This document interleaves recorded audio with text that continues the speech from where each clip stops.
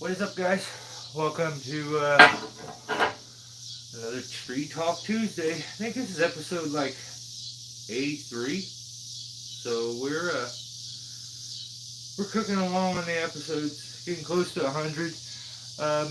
We'll start off. Let's see who's here in just a second. Let's see. We'll start from Ground Pounders here. What's up, buddy? It's going. I'm feeling better. It's going along. So, Jake from Wildwood. What's up, buddy? Wildwood, where are you guys?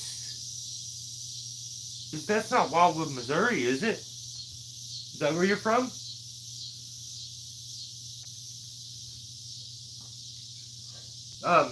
So what this video would be, well, I'm gonna start all these out from now on. Yes. Oh, cool. That is awesome. That is really cool. Actually, I have a message from, I think, a subscriber, a buddy that I met once, a few counties away, like an hour drive or so. But I was helping my brother one time, and I ended up meeting a guy. He showed up and introduced himself and said he watched the channel and stuff like that. But he messaged me and asked me if I could help him get a tree on the ground. So we may do a meetup with him and finally get a chance to do some work with him. But let's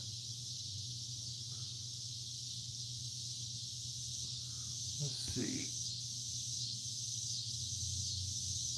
So I'm gonna start all these out with like a weekly recap, like to kind of give a little info on like how the channel itself is doing. Let's see if I can. It's not gonna be too dark.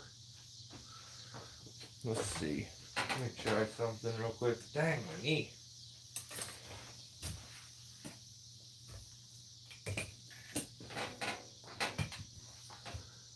Okay.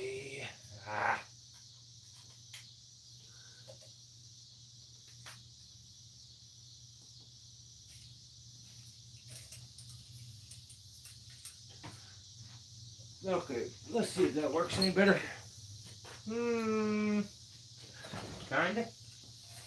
Not really though. What about that? That's a little better. So, I guess I could just turn that. So, weekly recap. The channel did pretty good this week.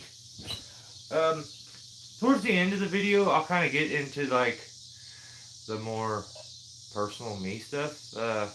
Kind of explain why I've been in such a funk, a weird mood and stuff. But yeah, so the channel did really good. What we'll do on this episode, we'll do a recap for the weekly stuff, like analytics for the channel, and then we will.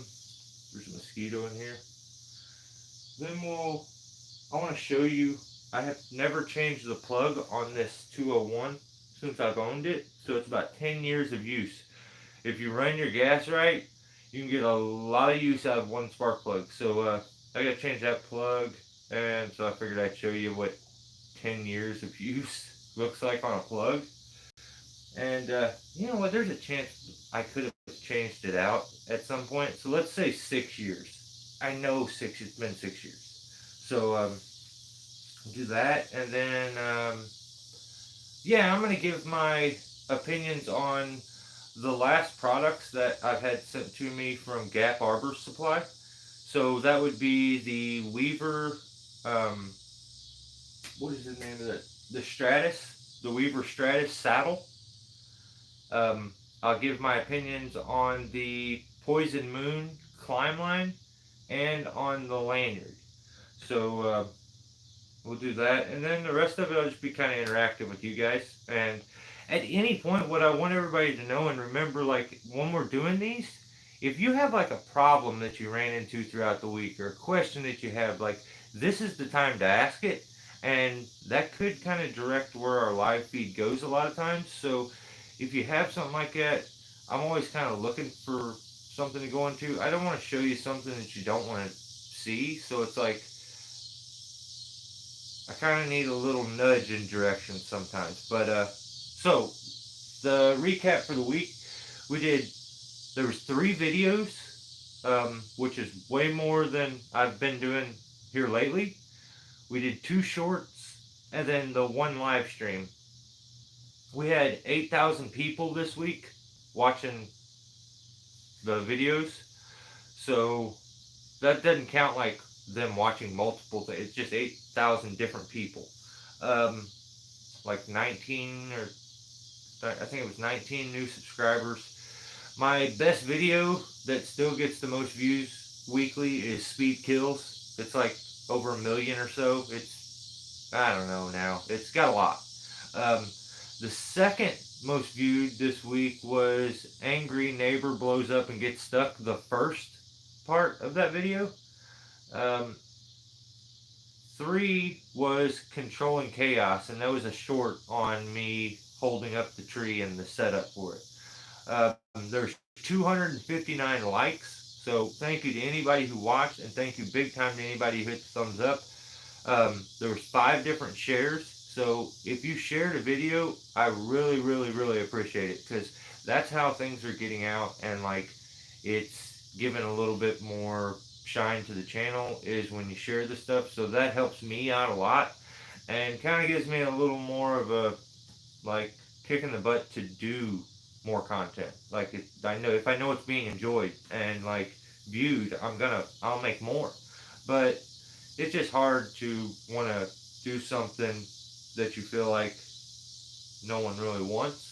So let me know, and like I really appreciate it. So the 5 times people shared my stuff, thank you so much if you're that person that did it.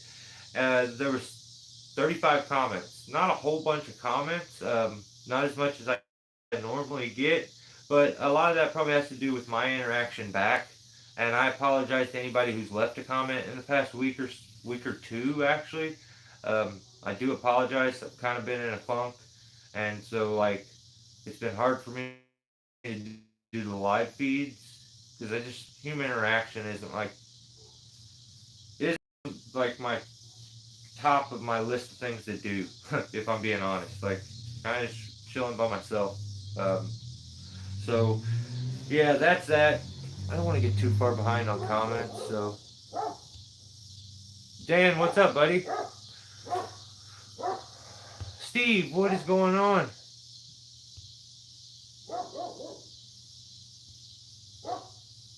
Did you go skydiving, GP? You go Thursday? Awesome. I've actually been on here for a while, but YouTube canceled my other account because I mentioned specific vendor. Ah, jeez. Yeah. Brandon Rusty's Tree Care. When did you change your name to Tree Life? So that was probably, it's been a few months. So that was a few months ago. Let's see if I can get this a little better. Yeah, I switched it a few months ago. That light is crap. And I just thought like, wow, it's much better. The Steelborn name is still what, if you look me up, you can't find me looking up Tree Life. You can find me when you look up Steelborn because that's my URL. So even if I change the name, I'm still stuck to Steelborn, which I may eventually just switch it back because like I'm not seeing a huge difference in the channel. Um, and I don't want to confuse people, but at the same time, I was getting a lot of the negative stuff where people were accusing me of naming my channel after something evil. So, um, yeah, that's the reason for it. But it's been quite a few months, probably 6 months maybe. Probably who else is going crazy knowing winter is coming and they aren't falling for the. Yeah, yeah, yeah. I mean, I've been there. My dog's crazy up here. Lay down.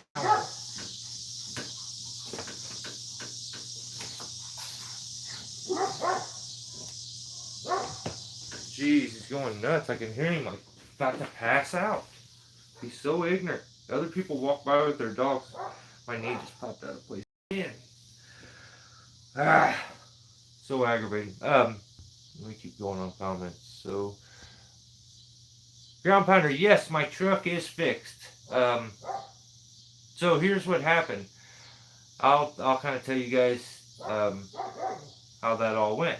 So I have this issue with my truck. I stop at a stop sign. All of a sudden, it starts to slip and just it doesn't work after that. Like something in the transmission's messed up. If you get the truck rolling and moving, it'll start to go. It'll shift and everything, but it's not shifting totally correct. And also, if you come to a stop, it just doesn't want to go anymore. So I take it down to a transmission guy. Before I take it down there, I check my training fluid, make sure it's filled up and at the right levels. So the training fluid looks damn near brand new because we had an accident where a line came off and a lot of it poured out, so we had to put new in, so it looks pretty new. So I take it down to him, which is a couple blocks down the road. When I call him, I say, "Hey, I'm on my way. I'll be there in like 10 minutes." He says, "Okay." I show up. He's already left. He's locked the doors. I don't know why. I couldn't get a hold of him either when I tried to call all the time. So I had read the reviews. They were from this way to this way. People said he's the worst in the world. People said he was okay. I'm like, well, somewhere in the middle. I guess maybe he's okay. I take it down there. I drop it off.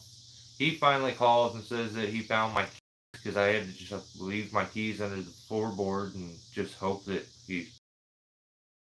And I keep calling, no answer, no answer. He finally calls me back, says he looked at it. When he looked at it, he says, I checked the training fluid, and when I checked the training fluid, there were so many metal shavings in it that it turned my fingers black, he says. And I'm like, oh, wow. I only took it a couple blocks. He goes, oh, did it just mess up? I was like, no, it's been messed up for a while, and I just kind of shut up. Wasn't going to get into it. But I had realized, like, and I had just checked it, and I only took it a couple blocks to get. Nothing should have happened like that, but I'm not a mechanic, so I kind of keep my mouth shut. And I'm like, okay. So I leave there, went home. That's when I talked to him. He says, yeah, so many metal shavings. That was after like 2 days of him not calling and not answering or nothing. He finally calls randomly, says all this stuff about shavings, and says it's going to cost me $1,700 transmission put in, and he doesn't know what a new transmission is going to cost. I'm like, oh wow, okay, that's not what I expected to hear. Let me think. So I go down there and I get my truck. My dad had told me originally when I told him where I took it, he says, get your truck from there, don't take it there, don't take it there. I'm like, what? No, it's okay. Well, I get my truck from there. I have my brother-in-law is a mechanic. He's a certified mechanic. He says, bring it over. I have a tree that I kind of need you to do anyway, so bring it over. I said, oh, okay. So I take it over to him. A few days later, he calls and says, your truck's good. And I'm like, whoa. I was expecting him to call and be like, hey, this is how much transmission costs, this, that. He calls and says, your truck's good. And I'm like, what? Really? Or no, he texts me. So I go over there to get it and hop in it, and he tells me, hey, I ran all the numbers, hooked it up to the board, his little computer thing, and did a diagnostic on everything, cleared all the numbers and ran the numbers to figure out where the problems were.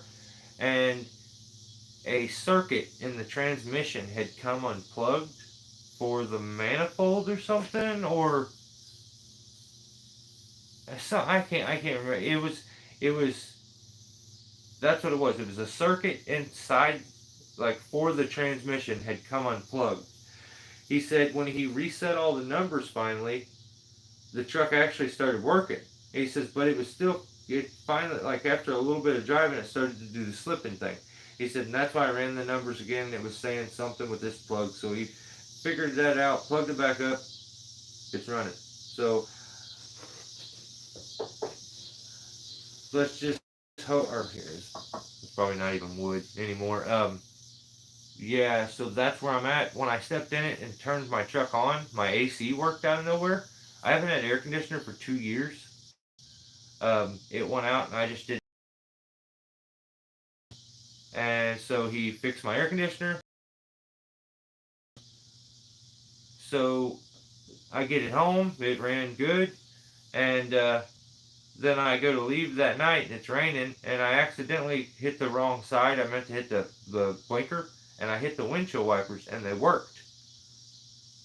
And my windshield wipers didn't work either. So not only did he fix my transmission, he fixed my air conditioning, and he fixed my my windshield wipers. So pretty stoked on the truck, man. I got no complaints there. Everything's going really good. So, but yeah, thanks for asking. I'm definitely an expert at the limb walking. I could use a bid on tips. I recently moved from North Carolina. This is the land of tall pines, but here in Missouri, it's mostly limb crazy trees. Yeah, it's definitely a different world here. The trees are very sprawled out, and limb walking is something that a lot of other guys don't know, don't have to use much. Don't It's not priority. So, um, a lot of times limb walking is about thinking a couple moves ahead and pre-setting your rope in the correct positions to get that better, you know, spot on the limb walk. So like say I'm gonna walk out, like say I'm gonna walk out on this limb here, um, and I go to walk out.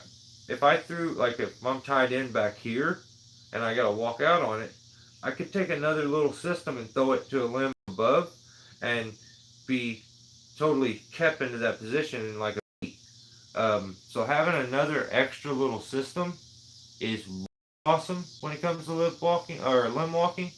And another trick is placing your body away from your anchor. So like if I'm anchored over here, I'm going to place my body like this. Even if the limb goes this way, I'm going to place my body against my anchor so I can put my weight into my saddle. So you don't want to be so much on top of the limb, and like you want to be weighted into your saddle when you're doing limb walks. So that's a big like tip that like I think some people don't really talk about. Like when I limb walk, unless you're just gonna chance it and run straight out there, I really get my weight transferred down into my hips and try to keep my body positioning correct with my anchor point. So that helps because like if you think about it, you're tied in and you go to limb walk out this and you're tied in over here, like you go to limb walk and if you twist, you could come off and then it'll drop your weight into your system. But if you're tied in out over here and you go to limb walk and you're facing like I am, you could just sidestep your way out onto it and keep your weight into your system away from it. Like you keep your weight back in your butt, like in your glutes, down in your hips, and like that helps a lot. Um, you'll find yourself doing a lot of walking the sides of the limb, using that to your advantage. But and getting very like tricky with your lanyard. Your long lanyard can come in so handy with limb walking, and you can use that like to get you there. Like, so you say you have this long lanyard. If you went and threw your line out and you're like a grapple hook, you can get yourself part way there, get set, get in, lanyard around, another little grapple hook system, throw it out, and just keep working your way out. So there's so many different little tricks. Some of it has to do with like positioning to get there. Some of it has to do with positioning after you're there. So like there's a couple different like things that we could discuss on that. Definitely something I'll kind of look and remember to try to keep stuff together that I have for some like limb walking stuff, because I do have some tricks. Maybe I'll do a video just on that, man. Are you gonna get any equipment? I don't plan on it. I am buddies with a transmission guy. It actually doesn't take much to fry a transmission. Yeah. What up, William? I've been using gravity to my advantage for limb walking so far. Yeah, that's what you have to do. You have to keep your weight into your system. Like, taking your weight out of your system, then you start to get bobbly and moving and wobbling. Weight in the system at all times is the best. And then, like, if I'm given a trick that I prefer when I'm doing limb walks, which works the best, okay, if I'm about to walk out on a limb like that, and I'm tied in right here, I will attach a hand descender. Like, say I'm using gree, okay, or let's say I'm using the zigzag. So I'm using the zigzag, and I'm coming down. Here's the moving end of the rope. Here's the anchored end. So what I would do is I would, on the anchored end, or no, on the moving end, I would slap my hand descender up there, right above where my little links are at. I'd slap the hand descender up. I would take the tail of my rope and I would run it up where the hand descender's at through a little carabiner or a micro pulley, and I would put it through that, and my tail would now become a 3-to-1. So as I go to ease myself out on my system, that little bit of extra friction and anchoring gives it, like, you have more control on your release of your system. So you're able to be super fine-tuned into letting yourself out, and then when you're coming back in is the best, because now you have this single handle that you can grab a hold of and you just start pulling it in and it sucks your hips in. So setting up a 3-to-1 for coming back and getting out is a really good trick. So you don't have to have a hand extender. You could use like a prusik and put a prusik on there and a clip with a micro pulley and just anchor it there, or you could use a foot extender or whatever you want to clip on there and anchor a 3-to-1 to it. Like, you know, a 3-to-1 is just taking your tail and run it back up through it. Then you're set up to where you have a 3-to-1 to come back. Having that 3-to-1 is insanely nice. It would be like if you got way out on a limb walk and you were hooked up Blake hitch style, and you know how they hip thrust and they're able to pull their rope because their anchor's way up here, they're able to just pull down. Well, you have that leverage with the 3-to-1 because the anchor's way down here and you're pulling on the rope and you're just able to feed it in. So it takes more rope, you gotta move more rope, but that's probably the best trick that I know when it comes to limb walking. So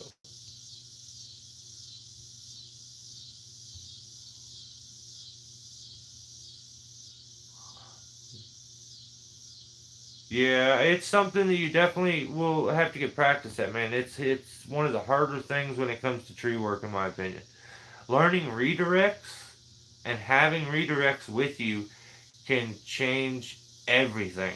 Because if you get so far out on a limb walk and you're worried about swinging back in, if you set up a very loose redirect, like even if I took this rope, if I'm way the hell out on a limb and I'm so, like, say I'm 30 foot from my line and I'm almost parallel with it, I'm looking at it. If I dropped, I am taking the fall, like the longest drop, and I'm slamming into the tree, okay? So that doesn't happen, if I start to get that in my head, I'll just go ahead and get it out of my head by negating that. So I'll take just a simple rope or a speed line strap and I'll set up a real loose redirect that doesn't actually do nothing, at the time, but if I was to slip, it would stop me. So I would take and like anchor this piece of the rope off, like down below me on the limb I'm walking on, and I would set up take like a few feet. I'd even use the tail of my rope to do it. And then I'd take a few feet and I would slap it like this, and I would make sure I take out enough rope that I'm able to make it the rest of my limb walk. I'd put a carabiner and I would clip my rope in it. That way, if I did fall, this would engage and stop me from slamming into the tree. So you just have to get creative and like look at and take advantage of any opportunity that you get to basically cancel out a danger or a risk, because that's the name of the game. It isn't being fast and like maybe it is for somebody, but long term, like and doing it and being able to enjoy it and stuff, like being safe is where it's at. That should be your only concern. So whether it be you're being safe for yourself or you're being safe for the the property that you're over and stuff.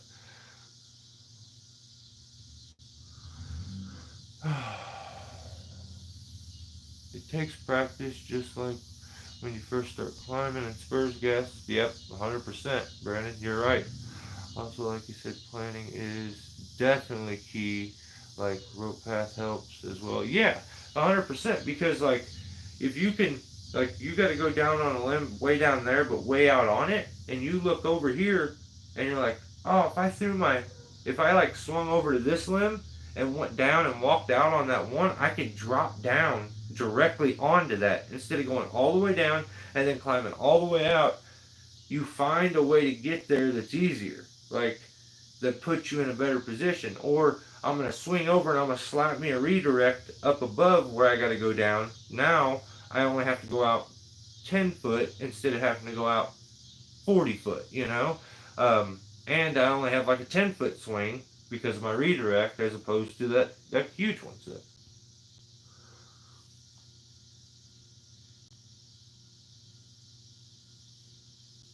oh, no problem, no problem. So yeah, and I'm very. Nobody has ever pointed it out, but I always make sure that I keep tree swag on for every one of our. This one popped back up over shirt. I think I tripped August out even one time when he seen it. He's like, "What? I don't even. I, I don't know if I've ever seen anybody else with this shirt. No, maybe I did one person. I don't know. Maybe not. I can't remember. But it's a oddball color. Plus, it's a they don't they don't make it anymore like this. So. But yeah, I always try to keep something new. Nobody ever points it out, but it's always something.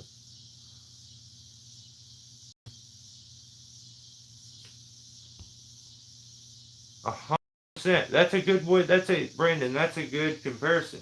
Limb walking and what you're having to do, and even pruning in general, you're thinking ahead a few moves. Like if you were doing removal, you would clear the rigging path so that the rigging would go smoother. Same thing.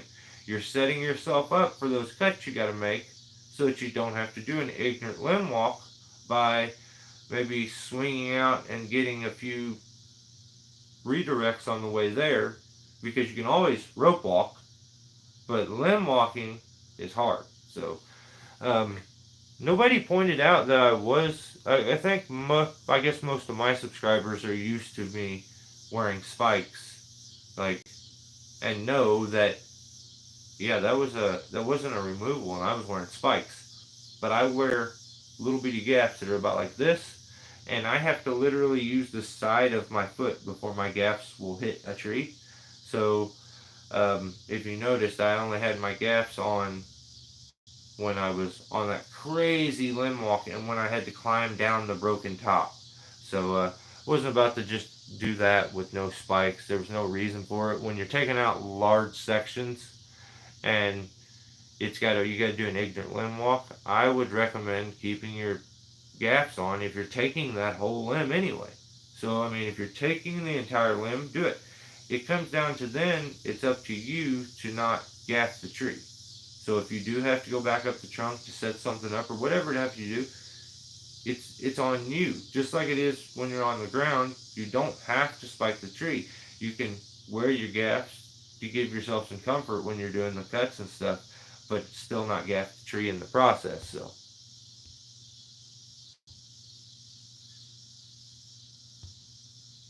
I got in the bucket 10 years ago, can't climb anymore, lost my mojo, got scared. William, 100%, man. I got into a lift for a few years, and like it did the same thing to me. It did the exact same thing. It didn't take long before I was really.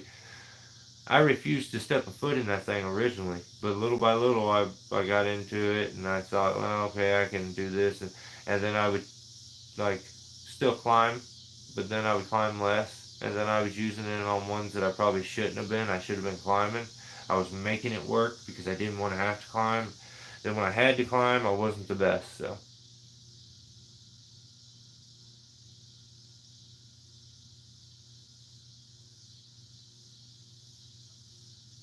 yeah, gallon pounder. I got it from a guy. It's all right. Speaking of August, you see that custom Scooby Doo harness they made? Yeah, I did. That was something else, wasn't it?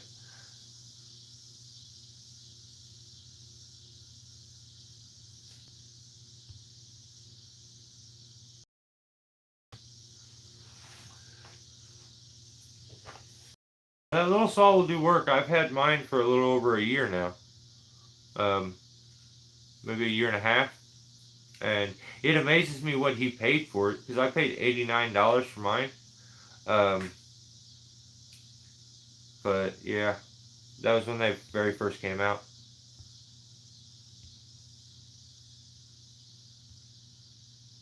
I have the box is right there for it. GTA 26. My wife uses it and stuff. It's a good little saw. What's up, Rob?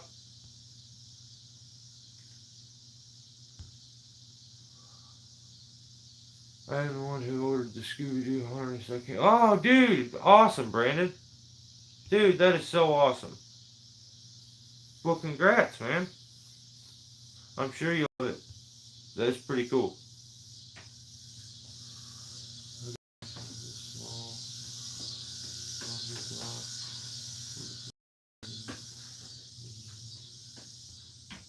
That's awesome, Rob.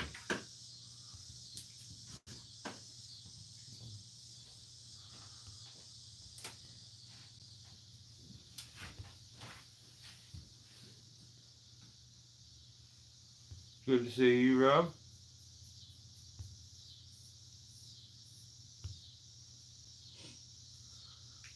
Right on. Yeah. Damn it. Yeah, I'm sure you'll like the saddle though. They're very, very comfortable. From everything I've heard. So yeah, I don't know. Do any of you guys have this tool?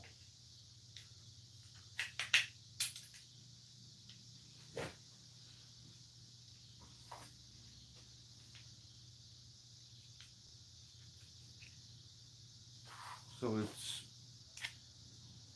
pull it out like that, and then you use it. And then when you want to use these things, you push this little orange, gee, orange thing back here, and it presses them out. That thing, press it in, and it pops those out a little bit. And you got those. So pretty cool to have. They call it the all-in-one tool. So does anybody have this?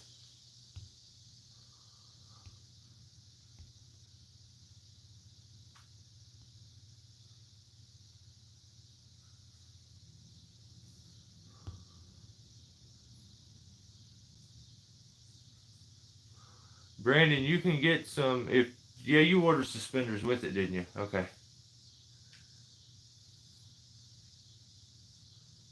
Hey, that Cougar harness is amazing harness. So I would still be in mine if Gap didn't hook me up. So this is supposed to be an all-in-one. I'm absolutely not impressed. I'm actually kind of pissed. So I go out there, I grab this, I find this in my climb bag, and I'm like, well, I'll keep this in my shed for when I'm working on saws, cleaning saws, because it's an all-in-one tool. I won't have to get nothing else. The first damn thing I do is go to pull a plug out, and so we have these two, so plug. So that's way too big.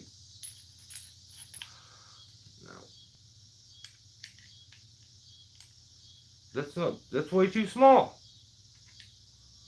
So they should put like an insert that like pops off and goes in this one that gives you that third size. Which is, I had to go search through my damn climb or my toolbox to find it, but you have this one. I don't know if, not a lot of guys, I don't see many people really using those. So there, it's the small one, and then it's the next size up, which this is the spark plug for like your 201s and stuff.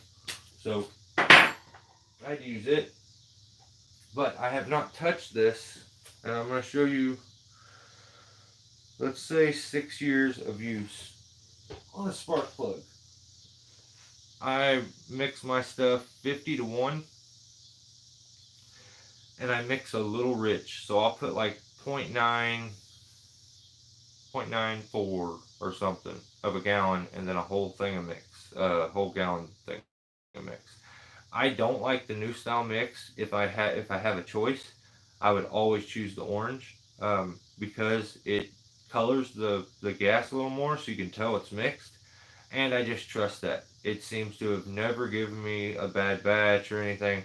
And I've heard some stuff about the gray stuff that I don't really like, but that's what, if you buy the gray, they'll give you warranties and stuff, but they won't give you the warranty if you, I don't know. So it is what it is. So here is a new spark plug. Let me find where that camera is at. And see if I can get that light to really hit it. So there's a new spark plug.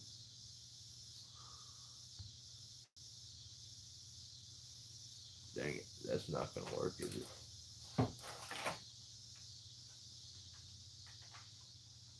There it is. Dang it. Yeah. So you can see that. Very clean.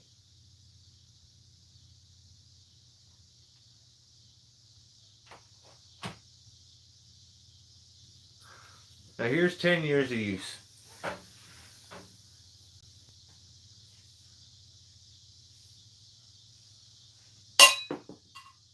Okay.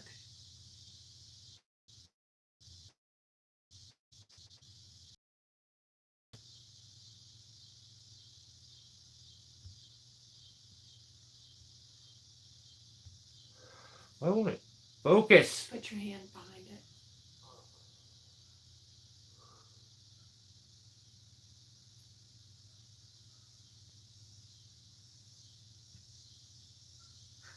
Oh, I hate it. It's so damn dumb.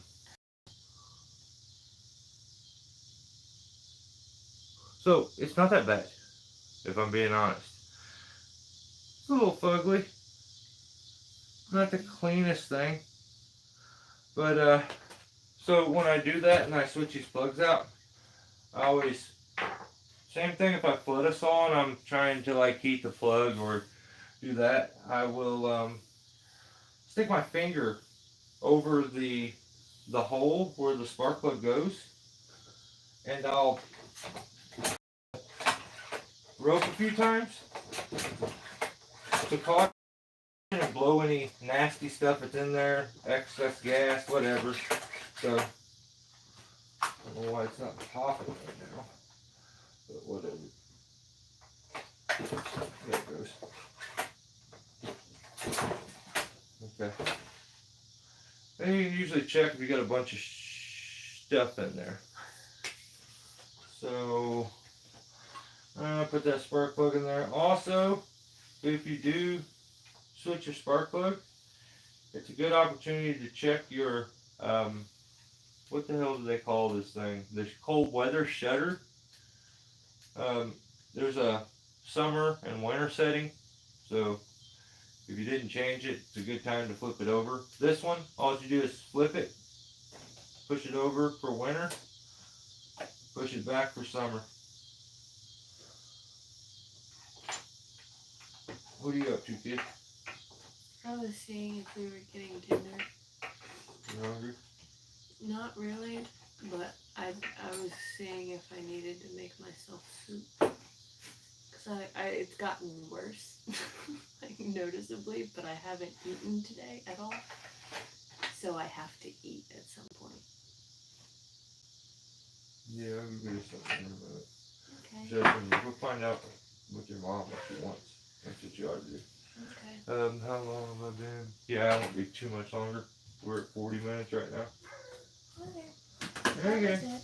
Alright, I'll see you in a second.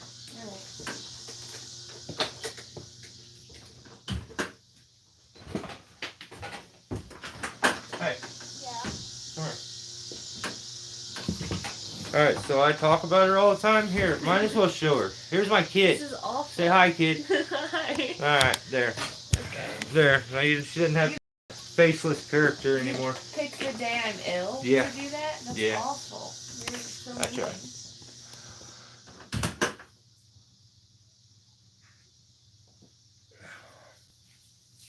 Pretty good kid. I can't complain. She's like all worried about all of her college stuff right now. She's been a, I don't know. She's a special kid. I don't know. And I'm sure every parent says that, so I don't know what I'm sitting there talking about. Probably normal to say that.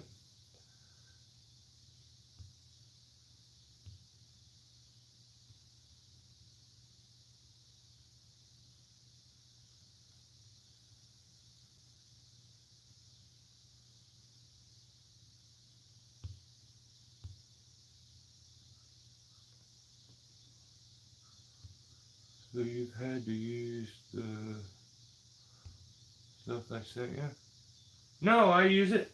Yeah, I use it. I just keep one of um, my little orange bottles, and I keep it because I don't mix 5 gallons of gas. Actually, it's right here. I only have those 4 left, and I need to go take one probably out to my truck very soon. Um, so we've been running through it. So GP has kept me stocked on mix. He's the man. I ran Steel Ultra for years. Never had a problem. Awesome.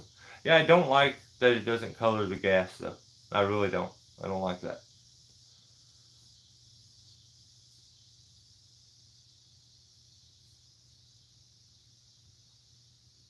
Oh yeah, it's kinda. Yeah. I don't know about no director's chair, but yeah, it's an old crappy chair from somebody's computer.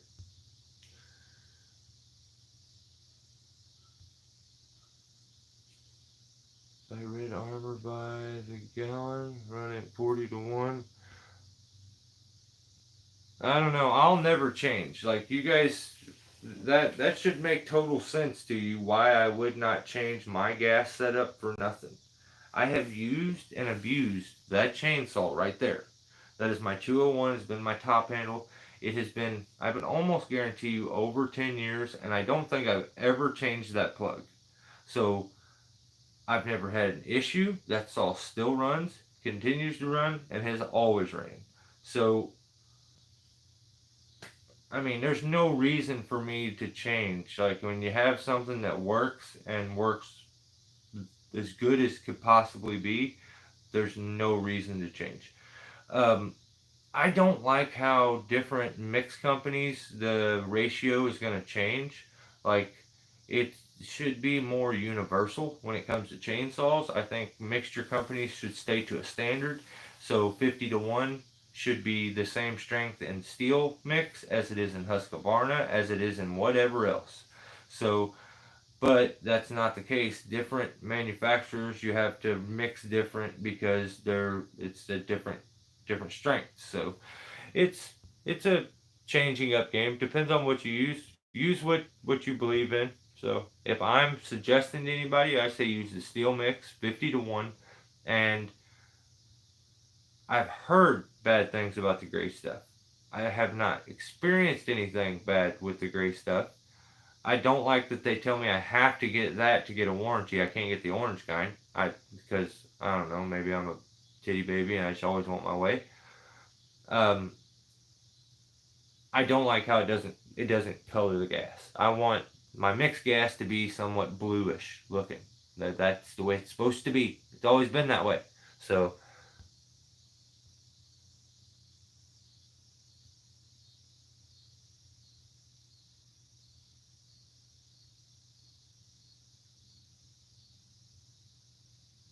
no, no, I have two used it. Don't give me that.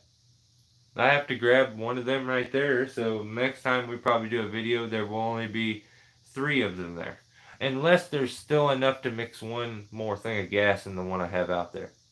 But yeah, that's how I have to do it. I just keep a little one of my the little orange ones with it, and then I just take it, fill the little orange thing, and then do it that way.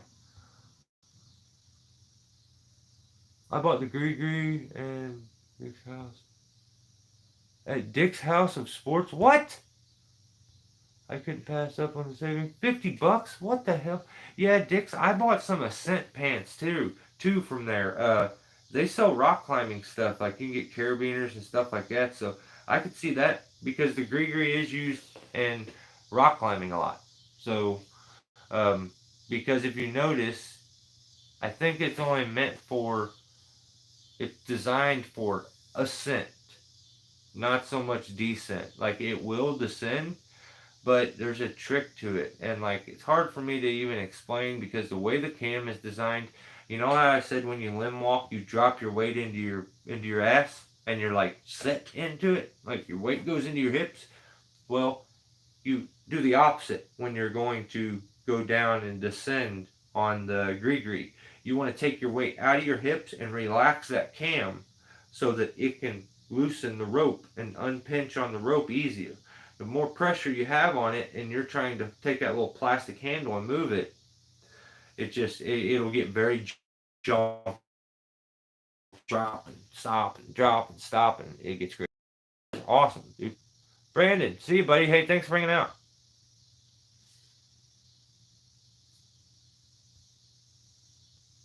I've been using a Petzl rig for spar work.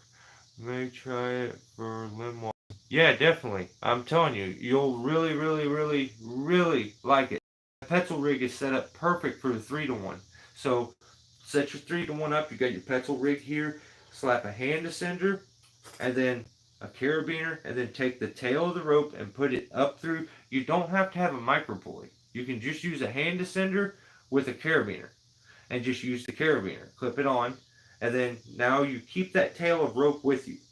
And as you start to like descend out on it, you can relax, and you're letting both ends out. Like you're releasing here, and you're letting the rope into the system with this, so you can ease yourself out, and it gives you like two handles almost like connection points.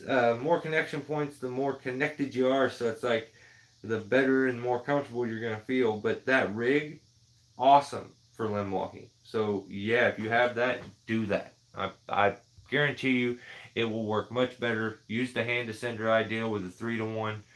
It will allow you to ease yourself out on it much easier because a lot of times you have to have a lot of weight into these systems to get them to relax or to like to take rope, and then you have to like feed your rope and you're way out on an angle, so it gets like letting the system out doesn't work as smooth when you get far out on a limb walk, like if you're using a hitch climber or whatever it is you're using. But the fact that you have the 3-to-1 adds the mechanical advantage into the system, which gives it the ability to move much smoother and like and gradual, where all that friction would hold you up in the distance and stuff. So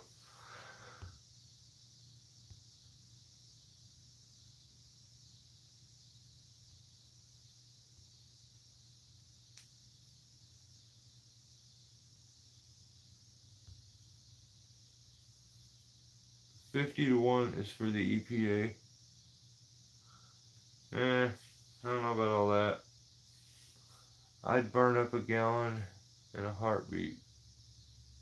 I've been working 3 days a week and don't have anybody I trust to run us all. It's so scary. I'm telling you, Rob. Like, okay, Jake has been with me. You guys seen Jake for like he's been quite a long time. Just the other day is his first time ever running his chainsaw. But you just have him have him fill your saw up, have him hand you the saw, give him an opportunity to tighten the chain, to fill it and like get it ready, to carry it, all that little stuff like keeping their hands kind of on it and then explaining like why you're starting it this way and this and that, and then slap a pair of chaps on them. Eventually you got to just put some trust in them, so you just equip them with as much safety equipment as you can, explain all the dangers, tell them this thing will jump up and cut your face off, so keep a death grip on it, and explain some of the do's and don'ts of it, and then just give them very limited ways that they're allowed to use it. No back barring, no using the tip. Put the dogs in and cut down, cut. You don't get within 3 inches of the ground. Roll the log, finish your cut. Um, so there's just you just have to baby step them into it, but it's the scariest thing, Rob. I've been thing. Too much commercial use of warranties are for anybody. 90% of the time. What are you coming up with?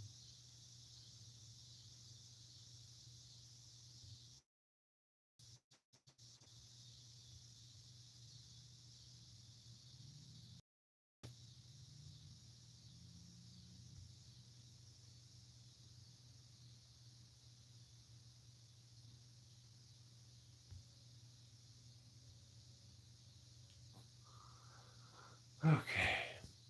All right. So I'm gonna finish this live up with discussing the last products that I received from Gap.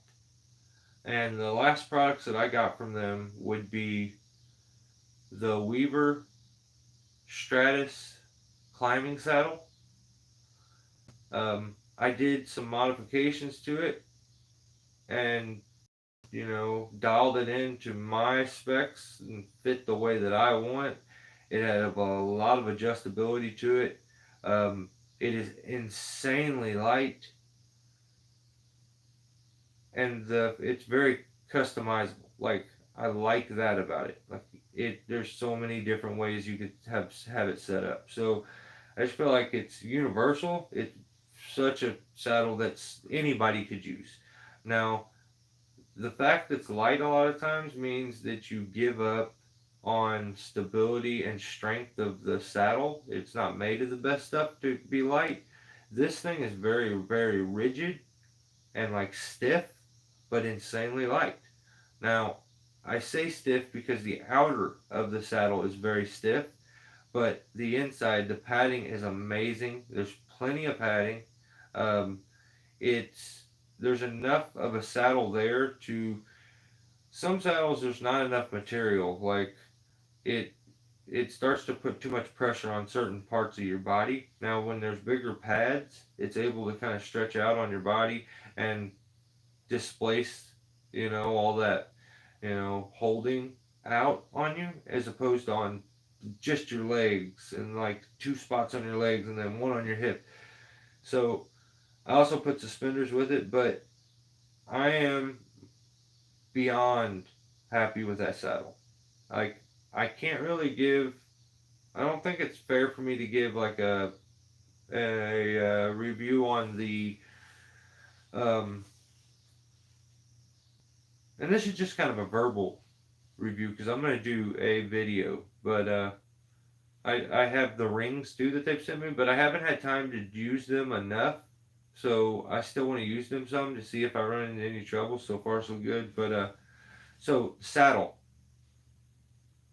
absolutely amazed. The only problem with it is that I made a mistake and told them that I'm a large, and I'm actually a medium or a small, maybe. I picked the wrong size, so I had to use up a bunch of the straps and sew them up because there was excess straps. I had to tighten it as tight as it would go. So make sure that you check the sizing before you order one is my only complaint. Like I messed up there. So the other thing would be the Poison Moon climb line. It is a 11.7 rope. It's 200 foot. Absolutely amazing climb line. I have not found anything that it doesn't work good on. It's real malleable, but still stiff enough to work really good as an SRT rope. I love the Sonai.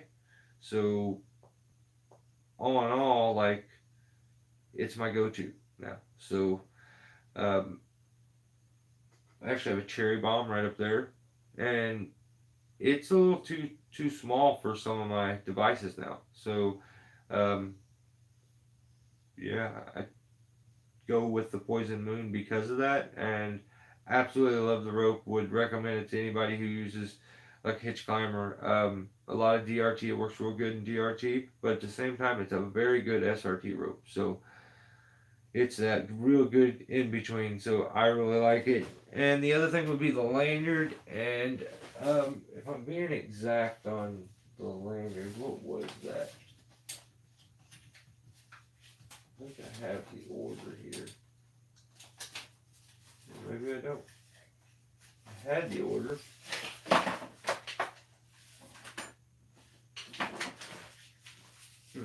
Let's see. Okay, here it is.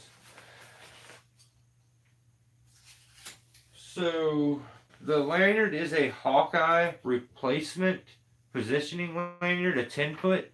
So it does have a Sonai at each end, but it also has this really nice. I think it may be Rock Exotica or it's CMI. I don't know. It's got the clip on it. Is I love these clips. So yeah, it's my favorite lanyard. It's the exact same kind that I had originally, and the one I had was getting very worn out. They seen what I had and just sent me that. So you can't go wrong with something that you've already used and you know you like. So, um, yeah, that's the three products.